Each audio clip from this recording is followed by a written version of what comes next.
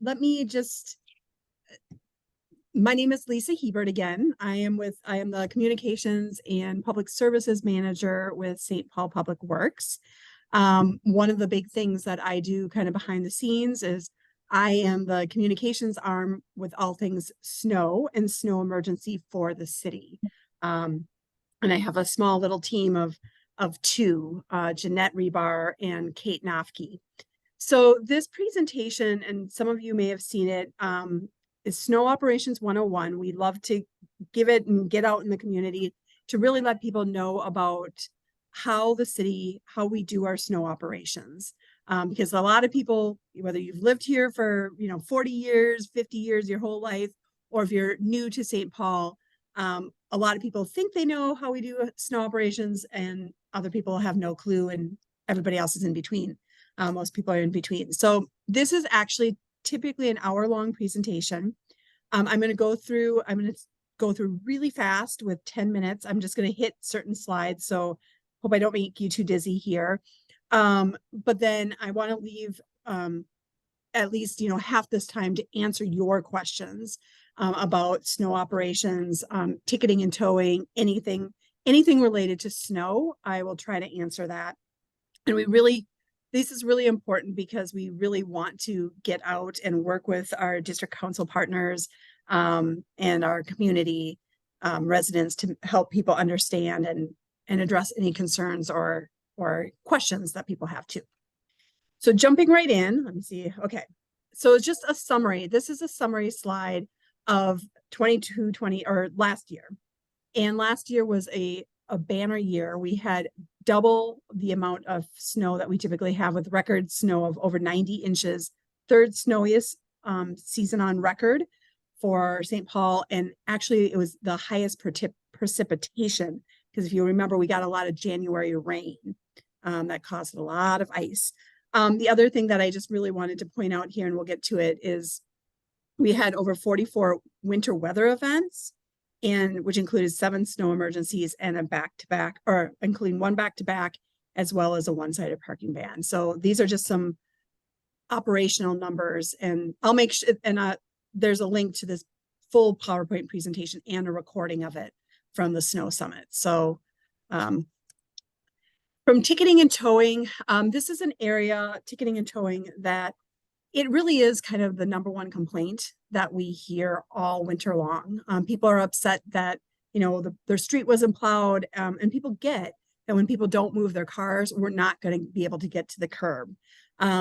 Just want to point out here, with the 7 snow emergencies and the one-sided parking ban, we ticketed over 20,600 tickets last year and towed about 5,000 cars. Now, a lot of people will say that's not enough, and we don't disagree, because we need to get people to understand and to work with us and actually move their cars. From the communications and engagement standpoint, the city's #1 webpage that's hit is one I put in there. It's stpaul.gov/snow, with over 500,000 visits. And then another key one is that snow emergency parking map. And I can do a quick little tutorial on that snow emergency parking map, because we really, really, really want people to use that tool, because that does a really good job of letting people know when a snow emergency is declared, what phase we're in, and when and where they can park their car so they can avoid a ticket and tow. Okay, so current plowing standards. I think this is really important to talk about. We have over 1,800 lane miles that, when we declare a snow emergency, that we plow in 20 to 24 hours. There is a difference in our streets in St. Paul. As many people know, our current policies are that we do not plow residential streets unless a snow emergency is declared, and that's because of parking. On-street parking is a necessity in St. Paul, and again, we can't get to the curb when it's parked up. So we need people to move their cars so we can park. So arterial streets, which is this bottom picture right here, arterial streets are plowed, the drive lanes are plowed and treated. And so the goal is to get to bare pavement. You'll see the parking lanes are not bare pavement, and that's okay. But for arterial streets, again, bare pavement. And again, they are plowed and treated. So anytime there's a winter weather event, and we'll talk about that, our plows are out on arterial and collector streets throughout the city. Residential streets, the standard is safe and passable, which is, I know, really ambiguous. That's this picture right here. So you can see, which this one's a really nice one because people move their cars. We got the snow off to the curb. We got to the curb here. But you can see that there is snowpack on there, and it is not to bare pavement. So that's the current standard for residential streets. So the compacted snow, some ice pack is okay. Again, we do not treat residential streets.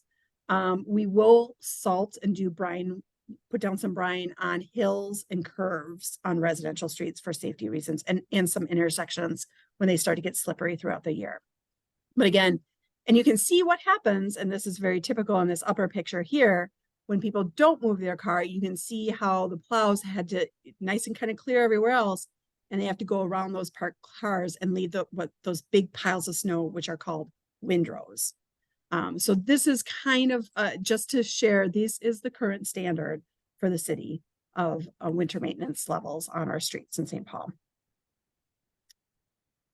So again, when do we send out plows? So anytime that there's any kind of winter weather event, we had some instances where we were dipping down a little bit and we were sending trucks out to brine or anti-ice our bridge decks, because they're the first ones to start to freeze, and it's important that we brine those. So again, a small event will send out a few trucks, 2 to 7 trucks. Medium event is where we really get into some of that salting, brining, and plowing operations on arterials and some of those problems areas, again, residential hills and curves. So that's anywhere from 10 to 30 plows. These events, the small and the medium, just to let you know, those are handled strictly by our street maintenance division. These are the same individuals, just to let you know, these are the same individuals that are pothole patching, they're street sweeping, they're shoveling sidewalks. That's this whole street maintenance crew and what they do all winter long. When we get into the larger events, the snow emergencies in particular, where we're going to actually plow the entire city, this is when we get out to our full contingency, which is about 70 to 80 plows for each phase. And we actually have to call in some of our partners and individuals who have CDLs to drive the tandem trucks.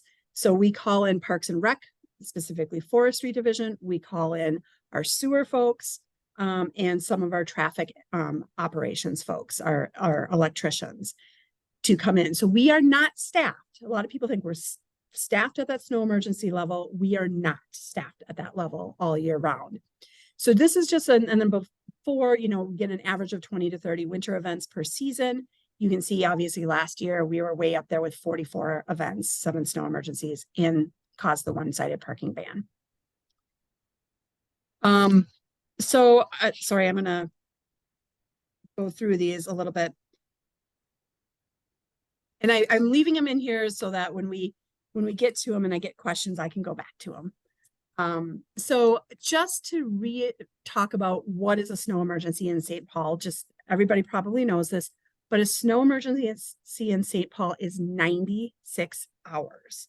So we will declare, there's a whole process. So a snow emergency is actually declared by the Public Works Director and approved by the mayor and deputy mayor.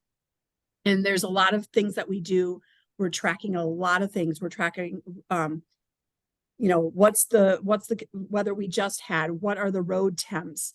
Where are the temperatures going? What's coming? We are talking to St. Paul Public Schools. We are talking to Minneapolis. We are talking to Ramsey County. We are talking to MnDOT. So there's a lot of communication. We're talking with police and fire, our emergency services. So there's a lot of communication that goes in before and then during a snow emergency. So when we declare a snow emergency, the city will declare it by 3 p.m. And the reason we do that is to get that alert out so people have an opportunity to go move their car before it goes into effect at 9 p.m. So that's that kind of, it's been declared, but it's not in effect. Night plow routes, are 9 p.m. to 7 a.m. So night plow routes, we have 35 routes, and they are all of the arterial and collector streets. So all those streets that are getting treated and all of that ahead of time are pre-emergencies usually. And then it's 1/2 of our north-south residential streets. So a lot of areas you'll see on north-south residential streets, you'll see one says night plow route this side of the street, and the other one doesn't have the sign. So people can move their cars. Then starting at 8 a.m., we switch and we do the other half of the ones of the north-south residential streets. Is again, it's about 35 routes. They start all over the city. And we will do 1/2 of the other half of that north-south residential street and all of the east-west residential streets. So in the first 24 hours, we will have plowed about 1,800 lane miles. Then the next 3 days is actually the cleanup phase. This is where we're going to be going and doing pushbacks where cars have moved.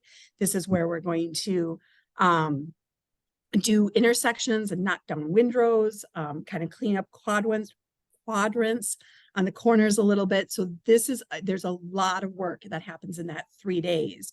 And we still need people to move their cars if it hasn't been plowed to the curb. And people, if they haven't moved, they can still be ticketed and towed. And that's what we call snowbirds. The other big tool that we use in St. Paul is we use salt. And we have 2 types of salt. We have the rock salt and we have a treated salt. But we use brine a lot. And brine is actually all of our staff go through MPCA's smart salting every year and gets recertified, because we're very careful about how much salt we use, because it is a toxin and a pollutant to our water, because once it gets in there, you can't get it out. So we use it for the public safety efforts of it, but we're, again, very cautious about how much we put down. Brine works really well because it's actually, it keeps it from icing up, and it uses less salt. So that is actually a great thing. And we make our own brine at street maintenance. And again, when the temperatures start getting below that, in those single digits, a lot of our salt products won't work. But one of the things that we also do is we pre-wet our salt. So when it's coming out the back of the trucks, there's a little bit of moisture in it that activates the salt, and it also makes it stick into the drive lanes, because what we want to have happen is we want that salt to stick in the drive lanes and not get out into the gutters and just go down into the storm sewer system. So salt is a really important thing. We will use sand when it gets to those really below temperatures, below 0 temperatures, and we need a little bit for traction, but we really do not use a lot of sand, because it just gets pushed out into the parking lanes and down into the storm sewer system, which is not good for any of it. So with that, I know I went really quick here. I can talk about ticketing and towing. But I want to jump to how you can help. So the biggest thing, and then I'll answer all your questions. The biggest thing that I wanted to kind of share with folks here is, again, that snow emergency parking map, and I can walk people through that. And if you haven't seen it, this is a really important tool to get out to your neighbors. We have all the snow emergency information in multiple languages. Our challenge is connecting with the right organizations and the right residents to get those in their hands. So if, again, we have our snow emergency alerts are in 5 different languages, and we have the brochure translated into like 7 or 8. So again, it's just finding the right people to get those to them. So if you've got neighbors, if you know people in groups or faith communities, please let us know. I'm happy to work with you and with them to make sure we can get this out to the residents, because a perfect snow emergency would be one where we don't ticket and tow a single car.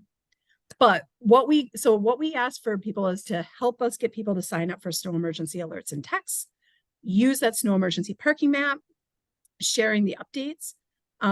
And then really the biggest thing for us at in public works, in particular in the city, is when we are in those night and day plow phases, please don't call us. Don't call us about cars that haven't moved. Don't call us about replowing your street, that they were missed, because it does happen. Literally all of our resources are out on the routes. So if it's night plow, all the equipment, all the folks are out on night plow routes or day plow routes, and that includes ticketers. So we don't have a lot of flexibility to go redo this or check on that. That's what the cleanup phase is for. So that day after, when we're done with the day plow routes, that's when you can call us and say, hey, I think they missed our street. My neighbors moved their car. This car never moved. Can you come and ticket and tow it? That's when you can call us. And again, we've got people out. We've got plans to address that as quickly as possible. So help us by not calling us, not reaching out to us during the night and day plow phases, because we don't have, everybody's deployed. And then also, garbage carts and recycling carts. I will say that we are working with the haulers and trying to get the message out to all the residents that if you put it in the street this year, we're plowing around it. And really what plowing around it means is it's going to be a center cut right down the middle of your street. So it's just kind of the reality of, these big plow trucks can't get in and around. They can barely get around cars, as you can see that long windrow in that other picture. And the carts are nearly impossible. So they're not going to weave in and out of those. They don't have the maneuverability for that. So if carts are put in the street, either by the residents or by the haulers after they empty them, we will not get to the curb. And I'm just being brutally honest there and trying to manage some expectations. So with that, I'm going to, I think I might have used up more time than I thought, but I love questions. Ask me questions, anything that you want to know, how we can work together. Why do we do this, that, the other thing? Happy to answer it. Thank you, Lisa. Hey Lisa, it's Jonathan. I have a question for you. On a year like last year, where we had so much snow, and you have a budget that is X amount, and not thinking, because we know, how do we know how much snow we're really going to get? Are you still when you've gone through your budget, can you still put the full force out there if there's an event that requires it? Yes, that's a fantastic question. Absolutely, yes. We budget for 4 snow emergencies a year. It kind of averages out that. A snow emergency costs anywhere from $400,000 to $800,000, depending on type of snow, weekends, where that falls, those type of things. So you can see right now, the trick is that that's budgeted in a calendar year. And so, as you can see, we've actually done 4 snow emergencies in 2023. So technically our budget is gone. But what happens is that this is such a critical public safety tool. And, it's a need. It's critical services for everybody to get in, out, and around St. Paul, that we will do as much plowing, salting, brining, shoveling, all of that it requires. So we've never, and in my 6 years working in public works, we have never, the budget piece has never really played a factor into it. It's like, we just need to do it. Lisa J. Hill, thank you for coming and talking with us.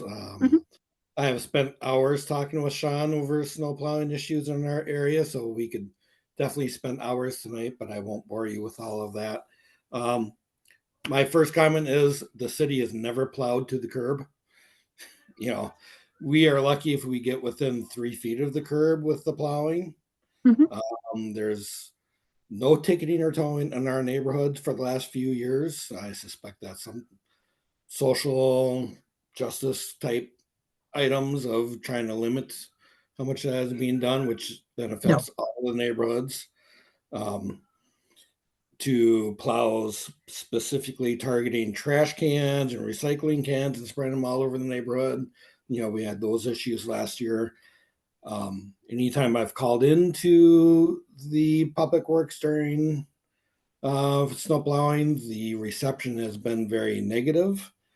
So you really do need to work on training your staff who are working the phones to be more respectful, more responsive to the people calling in.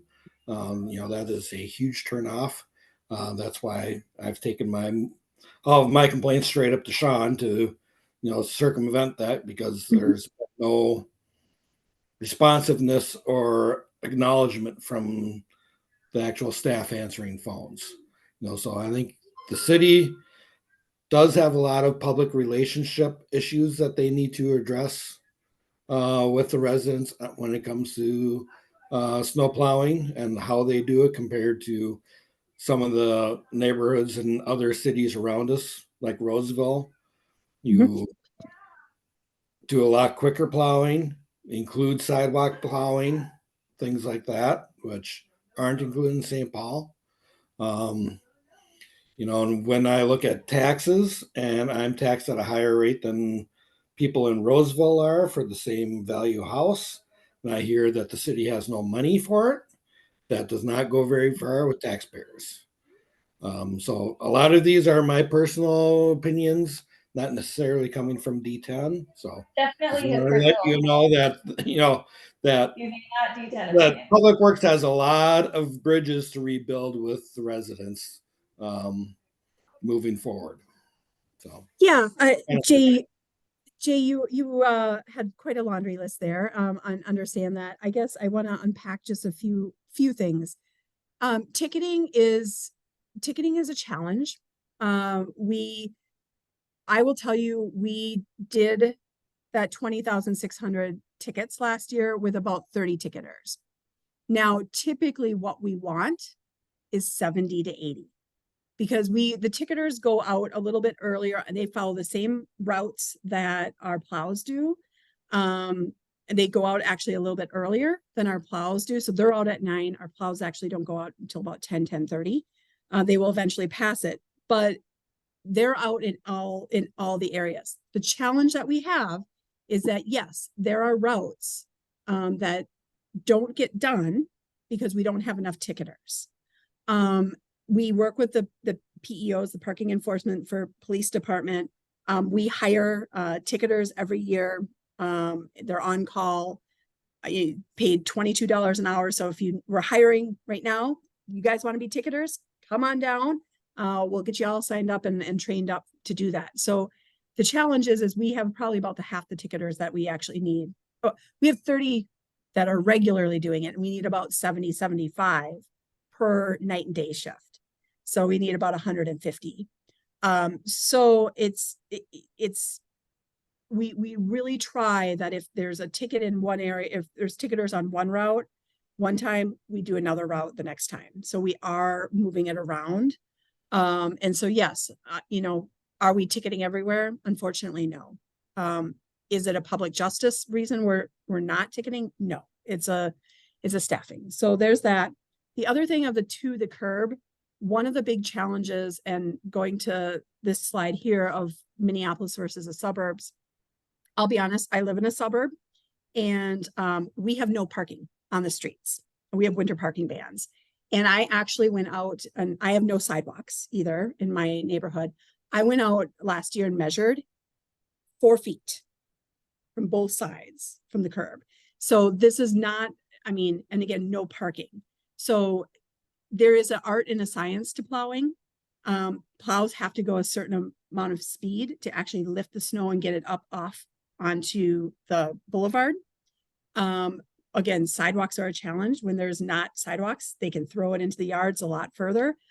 And so there is an art and a science to it with residential streets, especially when we had as much snow as we did. They ran out of snow storage space, quite honestly, in the boulevards. We're working with private contractors who are plowing alleys and parking lots, and residents who are putting their snow in the boulevard as well. It gets tight in there. And like my suburb, they made a decision that they will no longer plant boulevard trees, believe it or not, because of snow and plowing and ruining the sidewalks. And then they have to replace the sidewalk. So, you know, there's some extreme measures that some of our burbs are doing with that. So I apologize for your poor customer service. I'd like to hear and learn more about that because, again, you know, there's only a few people who are actually answering the phones, and that's why, again, trying to, you know, helping us out and calling at those right times really can make a big difference.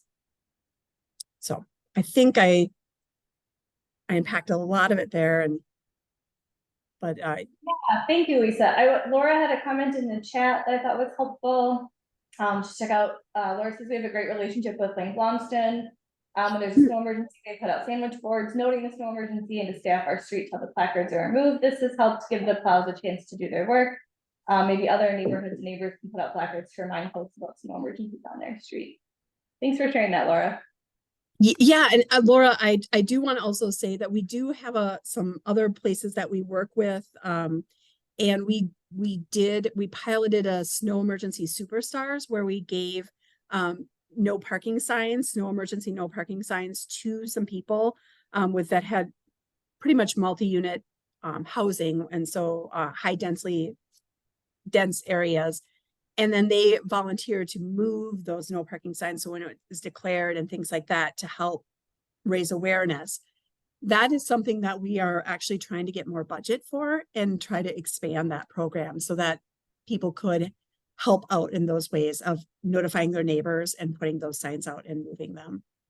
So we've had some successes in trying to build on that. And Fabulous. I'd like to say, I guess with that is it all started when we had fire trucks and ambulances couldn't get down the street when it was another one of those banner years and plowing. And so again, it was neighbor concerns with Ling Bloomston. So we had our own little neighborhood meetings and came up with an option to see if it would work. And it, you know, it'll never be perfect, but it's working much, much better since we have so many visitors into the nursing home that may or may not know the rules of St. Paul if they're coming from somewhere else. So yeah, if there's, especially Jay, if there's things going on in your neighborhood, maybe you should, you know, maybe you and your neighbors could be on that list of, you know, street sign movers or something. But yeah, if you have interests and we all just do the best we can, but that's working really well. Yeah, thank you.